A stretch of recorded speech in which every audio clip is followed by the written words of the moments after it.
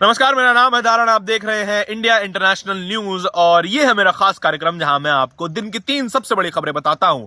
सबसे पहली खबर, एक पुराना संघी, एक पुराना जातिवादी व्यक्ति नरेंद्र मोदी के खिलाफ अब लगातार बयान दे रहा है। एक राजा से कंपेयर करके उसको बता रहा है कि नरेंद्र मोदी इस देश के बड़े ही खराब नेता हैं। ऐसा एक संघी क्यों कह रहा है, पूरी खबर मैं आपको बताऊंगा। दूसरी सबसे बड़ी खबर, देश के सबसे बड़े पत्रकार, सबसे एक्सपीरियंस्ड पत्रकार अब आरक्षण को एक अलग नजरिए से देख रहे हैं। वो कह रहे हैं कि आरक्षण में बड़े बदलाव किए जाने की संभावनाएं अब खुल गई हैं आज के फैसले के बाद, जो कि ईडब्ल्यूएस आरक्षण पर आया था। और तीसरी खबर, एक कॉमेडियन है वीरदास, उनके साथ एक घटना हुई है बैंगलोर में। वो क्या घटना है, पूरी खबर में आपको बताने वाला हूं। सबसे पहली खबर है यति नरसिंहानंद के बारे में। यति नरसिंहानंद वो व्यक्ति है जो कि गाजियाबाद में एक मंदिर चलाता है और उसके मंदिर के बाहर साफ साफ लिखा हुआ है कि मुसलमानों का प्रवेश वर्जित है। वो अपने मंदिरों में मुसलमानों को नहीं घुसने देता। वो व्यक्ति मुसलमानों को अपने मंदिर में नहीं घुसने देता। तमाम ऐसे बयान उनके आए हैं जो कि घोर जातिवादी हैं और घोर सांप्रदायिक हैं। देश को हिंदू मुसलमान की राजनीति में, हिंदू मुसलमान के बंटवारे में, बांटने में इसका बहुत बड़ा हाथ है। इस पर कार्रवाई भी हुई थी, 24 घंटे वो व्यक्ति जेल में भी रहा था। लेकिन आप इस तरीके के बयान देकर 24 घंटे में जेल से वापस भी आ सकते हैं और दोबारा वही काम करिए जिसके लिए आप जेल गए थे। यह व्यक्ति अब क्या कह रहा है, वो कह रहा है कि पृथ्वीराज चौहान एक हिस्टोरिकल कैरेक्टर, एक प्रभावशाली राजा, वो हिंदुओं को मरवाता था और जो है वो बहन बेटियों को उठवा लेता था। ऐसा ही अब नरेंद्र मोदी कर रहे हैं, ऐसा यति नरसिंहानंद कह रहे हैं। मैं नहीं कह रहा हूं, यति नरसिंहानंद को पकड़िए। यति नरसिंहानंद बड़े इल्जाम लगा रहे हैं। बड़ा ही संगीन आरोप है कि मोदी जी के राज में हिंदुओं पर खतरा है और बहन बेटियां सुरक्षित नहीं है देश में।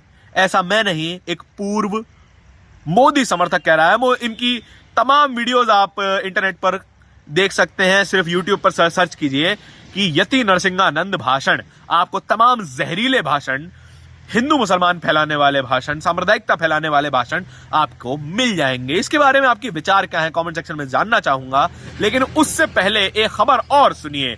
दिलीप मंडल, एक वरिष्ठ पत्रकार, बहुत ही एक्सपीरियंस पत्रकार हैं और बहुत लंबे समय से ईडब्ल्यूएस की सुप्रीम कोर्ट में जो सुनवाई चल रही है उसको फॉलो भी कर रहे थे। उनका एक अलग नजरिया है इस पूरी सुनवाई के बारे में। वो कहते हैं कि जो फैसला आया है, ईडब्ल्यूएस आरक्षण को जो लेजिटिमेसी मिल गई है, सुप्रीम कोर्ट ने मान लिया है कि ये जो आरक्षण है वो जायज है। हालांकि 5 जजेस की बेंच थी और उनमें से 3 जजेस ने कहा है कि ये आरक्षण सही है, लेकिन 2 ने कहा कि यह आरक्षण सही नहीं है। दिलीप मंडल एक परत और नीचे जाके इसको सोचते हैं। इस जजमेंट में यह कहा गया कि इंदिरा साहनी केस, ढूंढ के पढ़िएगा इंदिरा साहनी केस को। इंदिरा साहनी केस के कारण जो कैप लगी हुई थी आरक्षण पर 50% की, 50% से ज्यादा सरकारें आरक्षण नहीं दे सकती हैं, वो अब हट गई है और ओबीसी आरक्षण को 52% किए जाने की राह अब साफ है। अब ओबीसी समाज बिल्कुल आजाद है सरकार पर दबाव बनाने के लिए कि ओबीसी आरक्षण को 52% किया जाए। आपके क्या विचार हैं कि ओबीसी आरक्षण में क्या बदलाव हो सकता है, कमेंट सेक्शन में जरूर बताइएगा। और आखिरी खबर आज की, वीरदास, एक फेमस कॉमेडियन जो कि अपनी कला के जरिए सरकार से सवाल पूछते हैं। उनके तमाम वीडियो वायरल हुए हैं और वो सवाल पूछते रहते हैं।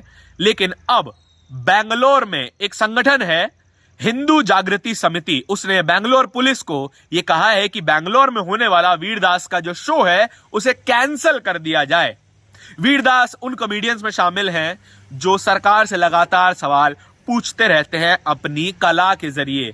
कला का हमेशा एक बड़ा महत्व रहा है सरकार से सवाल पूछने में और सवाल खड़े करने में, चाहे वो संगीत हो, सिनेमा हो, नाटक हो या फिर कविताएं हो।